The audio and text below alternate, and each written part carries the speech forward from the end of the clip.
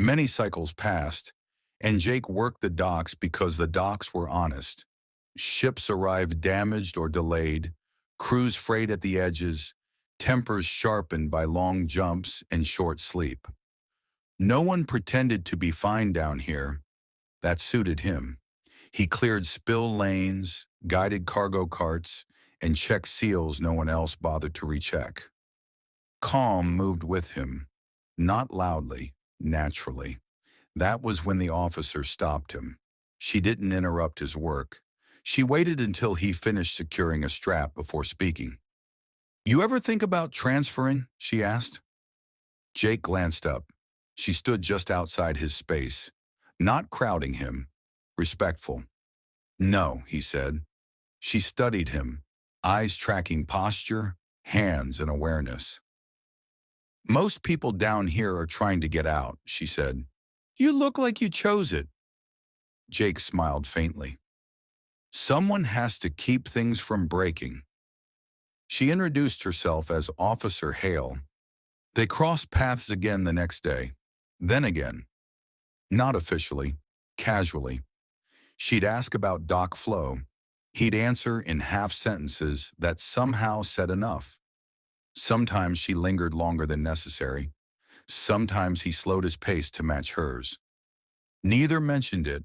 One shift, a crew argued over a misfiled manifest. Different species, different languages, voices rising. Jake stepped in quietly. He addressed one crew member in their native tongue, then another. His voice never sharpened. Shoulders stayed loose. Tension bled out of the air.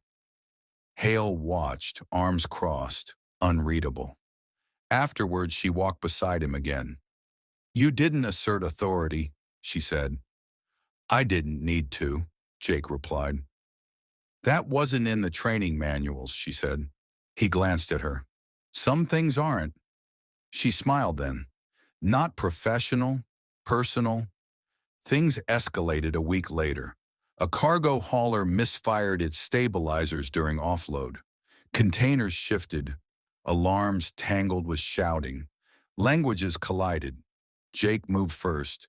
He spoke to one crew in their own language. Then another. Then another. Each phrase precise.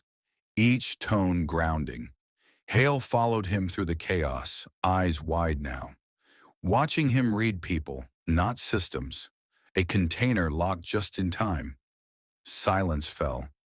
"You were military," she said quietly. Jake didn't deny it. "And multilingual," she added.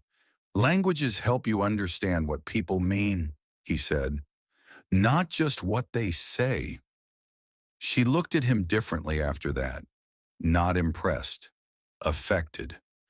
If you've ever kept parts of yourself quiet until the moment truly mattered, like the video. These stories are for people who reveal themselves slowly. The shift schedules overlapped more after that. They shared quiet moments by the railing, coffee breaks where neither rushed to fill the silence. He noticed she mirrored his calm without realizing it. She noticed he listened without interrupting. One night during a delayed docking, the station lights dimmed unexpectedly. Hale exhaled sharply. "That still gets me," she admitted. Jake didn't joke, didn't minimize. He simply stood closer. "Breathe," he said softly. She did. Later she asked, "Why didn't you move up? With your skills?" Jake considered her. "Because rising isn't the same as belonging." She nodded slowly. "I think I'm starting to understand you." Another alarm interrupted them. This one serious. They worked side by side, not assigned, aligned.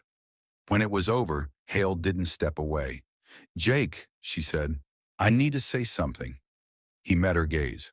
Steady, open. "I've been trying not to," she continued, "but every time things go wrong, you're the calm, and I don't know when that started to matter to me personally." Jake smiled small and real. "I noticed," he said. "I just didn't want to assume." She laughed softly, relieved. "Good. Because I didn't want to rush it. He leaned against the rail beside her.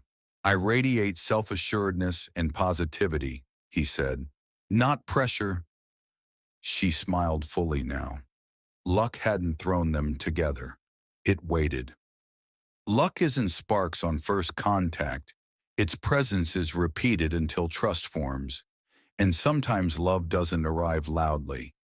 It recognizes the calm and stays.